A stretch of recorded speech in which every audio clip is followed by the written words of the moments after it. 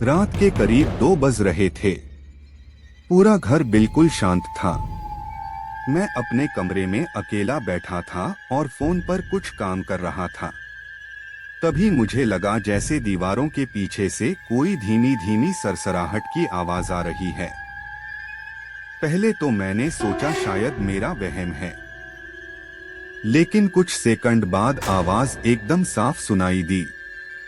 खरर खरर, जैसे कोई दीवार के अंदर चल रहा हो। मैं घबरा गया। मैंने फोन का टॉर्च ऑन किया और दीवार की तरफ चल दिया। कदम जितने आगे बढ़ाता, आवाज उतनी ही तेज होती जाती। जैसे ही मैं दीवार के पास पहुंचा, आवाज अचानक बंद हो गई। कमरे में फिर से मौत जैसी खामोशी। मैंने धीरे से कहा, कौन है? लेकिन जवाब में सिर्फ ठंडी हवा महसूस हुई। मैं वापस मुड़ने ही वाला था कि एक तेज थप की आवाज ने मुझे उछलकर पीछे पलटने पर मजबूर कर दिया। ये आवाज मेरी अलमारी के अंदर से आई थी। मेरे हाथ कांप रहे थे। मैंने बहुत हिम्मत करके अलमारी का हैंडल पकड़ा। धीरे धीरे उसे खोला। अंदर कोई नहीं था, बस सारे कपड़े फर्श पर बिखरे पड़े थे। मैंने उन्हें उठाकर ठीक करने ही वाला था कि अलमारी के अंदर लगे पुराने शीशे में मैंने खुद के पीछे एक काला साया खड़ा देखा। मैंने तुरंत पीछे मुड़कर देखा, कोई नहीं।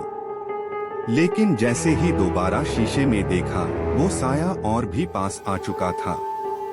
अब सिर्फ कुछ इंच की दूरी पर। मेरा पूरा शरीर ठंडा पड़ चुका था। तभी मेरे फोन पर एक नोटिफिकेशन आया।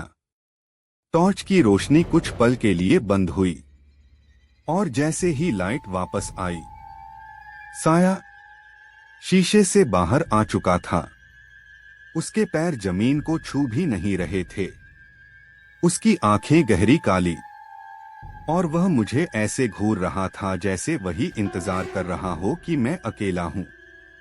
मैंने हिम्मत करके दरवाजे की तरफ भागने की कोशिश की, लेकिन तभी उस साये ने 2 शब्द बोले बेहद धीमी आवाज में, मत भागो।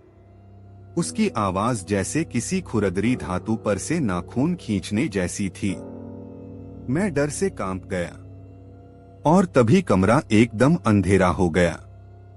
मैंने आंखें कसकर बंद कर ली।